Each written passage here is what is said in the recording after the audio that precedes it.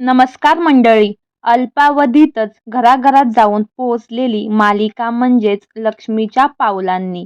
या मालिकेतील सर्वच कलाकार प्रेक्षकांचे भरभरून मनोरंजन करत आहेत. तर मंडळी, आज आपण या कलाकारांना नेमके किती मानधन मिळते हे जाणून घेणार आहोत.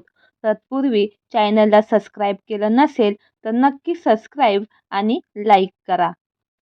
तर मंडळी, कला हे मुख्य पात्र साकारणारी अभिनेत्री म्हणजेच ईशा केसकर. ईशा केसकर हिने या अगोदर झी मराठी वाहिनीवरील जय मल्हार या मालिकेत बानू तसेच मध्यंतरी माझ्या नवऱ्याची बायको या मालिकेत शनाया ही भूमिका अत्यंत चोख वठवली होती. तर कला म्हणजेच ईशा केसकर हिला एका भागासाठी जवळपास 25,000 एवढे मानधन मिळते. तर मालिकेतील चॉकलेट बॉय, डॅशिंग, हँडसम तसेच रागीट अशी भूमिका करणारा मुख्य अभिनेता म्हणजेच अक्षर कोठारी. मालिकेतील नाव अद्विक.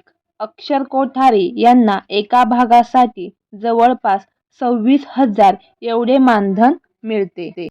कलाच्या बहिणीची भूमिका साकारणारी अभिनेत्री नैना म्हणजेच अपूर्वा सपकाळ. अपूर्वा सपकाळ एका भागासाठी जवळपास 18,000 एवढे मानधन घेते.